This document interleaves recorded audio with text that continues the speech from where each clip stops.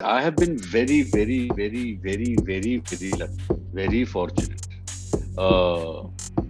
कि मतलब शुरुआती दिन में हम जाते थे क्योंकि उन दिनों कास्टिंग डायरेक्टर नहीं हुआ करते थे, तो काम की तलाश होती थी तो हम ऑडिशन करने जाते थे। मेरे साथ बहुत ये भाग्य की बात कह लें या फॉर्चून की बात कर लें, गुड फॉर्चून की बात कर लें कि बीच में एक ऐसा वक्त आया भी था जब बहुत ज्यादा काम नहीं था, तो मेरे लिए तो जैसे था कि अरे भाई मेरी तो लॉटरी खुल गई है। फर्स्टली मैं आपको कॉम्प्लीमेंट करना चाहूंगी कि विनय पाठक इज ऑन स्क्रीन, ऐसा लगता है कि is like a father figure, जैसे मेरे पापा है कि फादर्स होते हैं कि सैक्रिफाइसिंग हो हैं कि ना, मतलब पहले सब कुछ कर देते हैं, देन हम ठीक है, हम तो मस्त है, लाइक लिटरली वैसे। So as soon as you are on camera, चाहे आप बहुत ट्विस्ट लाते हो ऑफ कोर्स अपने में, क्योंकि ऑफ कोर्स स्क्रिप्ट की डिमांड होती है, but as soon as Vinay ji is on screen, ऐसा लगता है कि अरे I know him। ये जो लाइन चिपकाई है ना सुरभि जी आपने, जहाँ देखती हैं रिश्ता कायम कर देती हैं, ये लाइन मैं बताता हूँ कि कब किसने कब कहाँ लिखी थी और आपने कैसे उड़ाया उसको। ये कभी कभी में ये लाइन बच्चन साहब कहते हैं, और ये लाइन लिखी थी उस फिल्म के लिए सागर सरहदी, डायलॉग राइटर थे उस फिल्म के, जिन्होंने बाद में बाजार जैसी फिल्म डायरेक्ट की लिखी। उनकी लाइन चिपकाई है आपने, बाय द वे। सागर साहब सॉरी बट मैं पैदा भी नहीं हुई थी शायद। हम वो जानने के लिए तो यहाँ पे जमा हुए नहीं कि भाई कौन कब पैदा हुआ था। पैदा तो मैं भी बस हाल ही में हुआ हूँ, 95-96 में। Yes, as an actor, yes. आप कोई भी काम करते हैं, you always look out for the script कि ना स्क्रिप्ट कैसी है। तो 420 IPC पढ़ते या नरेशन सुनते वक्त ऐसा कौन सा एक मोमेंट था जो आपको लगा कि यार ये करना है? मोमेंट नहीं था सुरभि जी, वो पूरी स्क्रिप्ट थी। मैं जब मनीष साहब से पहली बार मिला तो उन्होंने कहा कि मैं आपको नरेशन दे रहा हूँ, भाई नरेशन बाद में हम लोग लेंगे, मुझे पहले स्क्रिप्ट दे दो भाई, तो मुझे जितनी समझ है उतना ही करूंगा ना काम में। मैंने कहा मैं स्क्रिप्ट लूंगा, स्क्रिप्ट पढ़ूंगा, अगर मुझे समझ में आएगी तो मैं एक जिज्ञासु बालक की तरह आपके पास फिर से आऊंगा और कहूंगा कि आप हमें कृपया बताएं, क्योंकि मुझे ये समझ में आ रहा है आपने ऐसे लिखा है। तो उन्होंने कहा ठीक है पहले आप पढ़ लें। तो जब स्क्रिप्ट मैंने पढ़ी पहले तो मैं बहुत खुश हो गया, क्योंकि बहुत ही अच्छी तरह से लिखी हुई स्क्रिप्ट थी, well researched, well versed, well scripted, तो और बहुत टाइट स्क्रिप्ट थी। तो फिर मैंने कहा कि भाई अब तो मतलब कोई कठिनाई है नहीं मेरी तरफ से, तो बाकी कठिनाई उनकी तरफ से होगी। तो मैंने उनको कह दिया कि मेरी तरफ से कोई कठिनाई नहीं है, आप अपनी कठिनाई देख लें। फिर उन्होंने देख लिया अपनी कठिनाई, इसके बाद हमारा भी रिश्ता बन गया। ऐसी कोई एक कैरेक्टरिस्टिक मिस्टर बंसी, जो वो बहुत ही सिंपल चार्टर्ड अकाउंटेंट है, ट्विस्ट के बारे में हम बात नहीं करेंगे, बट एक सिंपल चार्टर्ड अकाउंटेंट है, फैमिली मैन है, but at the same time थोड़ा सा ट्विस्ट है पिक्चर में।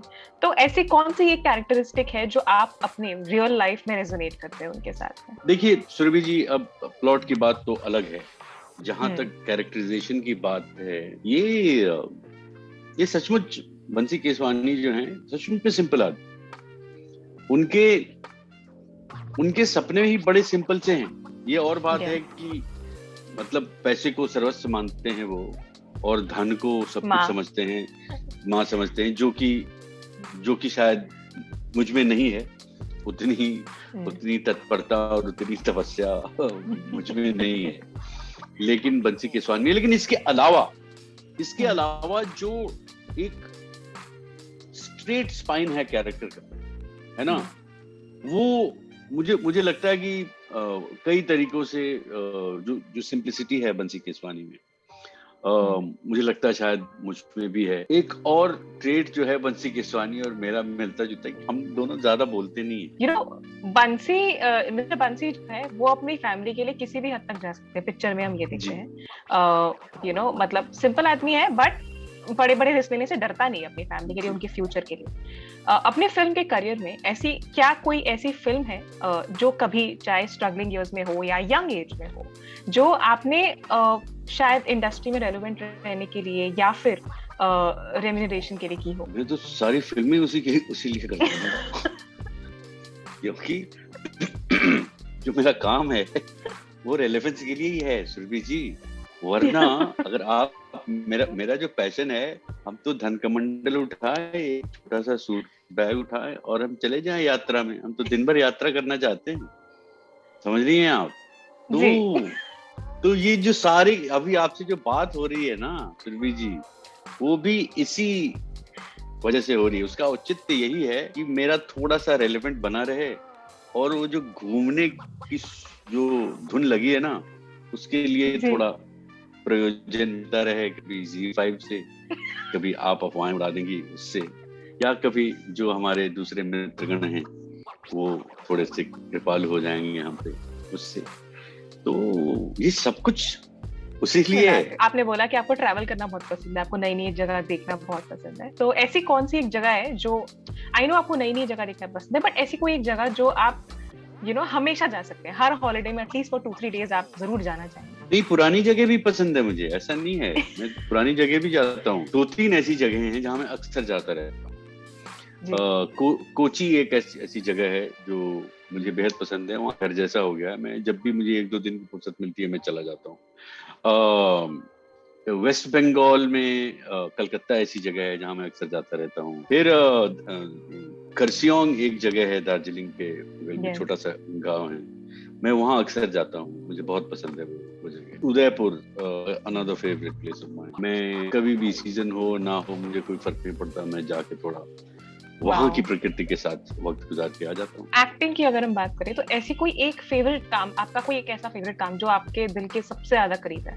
सारे हैं, और अगर आप देखें, मुझे अगर बैठ के अपने काम की भरसक करनी हो तो मैं सारों में मील में एक निकाल लूंगा मैं, क्योंकि बैठे बैठे और करना कुछ है नहीं मुझे। तो इसीलिए मैं वो डिपार्टमेंट आप लोगों पे छोड़ देता हूँ जी। समझ रही हैं? वो मेरा काम नहीं है, वो मेरा काम है ही नहीं। मेरा जो काम है उसको हम ईमानदारी से करके ट्रेन पकड़ के या गाड़ी पकड़ के जहाज पकड़ के चले जाएं जहाँ जाना है, काम खत्म करके जाना है। लेकिन अच्छा, आपने ये बोला कि कि ऑफ कोर्स हमें ट्रैवल करना, वो मेरा इंस्पिरेशन है काम करने के लिए। बहुत चंकी पांडे से हमारी रिसेंटली बात हुई थी, उन्होंने बोला था दैट उनका करियर भी बहुत उतार चढ़ाव से भरा पड़ा था, बट इतने पुराने होने के बाद भी ही still reaches out to directors and producer. Neena Gupta उन्होंने तो खैर बहुत ही ज्यादा ग्रेसफुली बोला कि मुझे एक्टिंग नहीं, मुझे काम करना है, मुझे शौक है। आपने बड़े शौक कि मैं तो हूँ, मुझे ट्रैवल करना है, मुझे अपनी लाइफ एंजॉय करना है। But at the same time 1996 से हम आपको जानते हैं स्क्रीन पे। Like after so many years, almost 30 years industry, do you still reach out to directors and producers for work? I have been very, very, very, very, very, very lucky, very fortunate. मतलब शुरुआती दिन में हम जाते थे, क्योंकि उन दिनों कास्टिंग डायरेक्टर नहीं हुआ करते थे, तो काम की तलाश होती थी तो हम ऑडिशन करने जाते थे। ऑडिशन बहुत किया हूँ मैं, अभी भी कभी कभी जरूरत होती है तो कर देता हूँ, मुझे कोई परेशानी कोताही नहीं है ऑडिशन करने में। किसी किसी को एक स्पेसिफिक लुक चाहिए होता है, किसी किसी को कॉम्बिनेशन में किसी को देखना होता है, समझ में आती है बात। डायरेक्टर भी दूसरे किस्म का प्राणी है, ठीक है ना?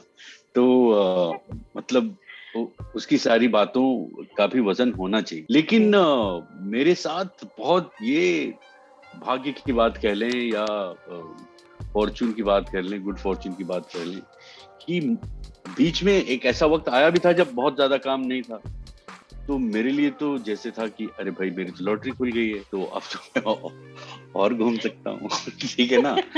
तो फिर मुझे बुला लिया जाता था कि ज्यादा मत घूमिए, इधर आइए, ये काम कौन करेगा? अच्छा ठीक है भाई, चलो कर ही देते हैं। तो ऐसा रहा है मेरे साथ। आगे अगर कभी ऐसा वक्त आया तो मुझे कोई परेशानी नहीं है। मेरे बहुत सारे दोस्त जो अब दोस्त हो गए हैं, जिनको मैं पहले नहीं जानता था, मैं उनसे बहुत बेबाकी से कह सकता हूँ कि भाई मेरे पास काम नहीं है, आप देखें कहीं अगर ये छोटा मोटा काम दे दें तो हम कर लेंगे। मुझे उससे कोई परेशानी नहीं, ना ही शर्म है, क्योंकि ये तो मतलब ये काम है, काम में कैसी शर्म है ना?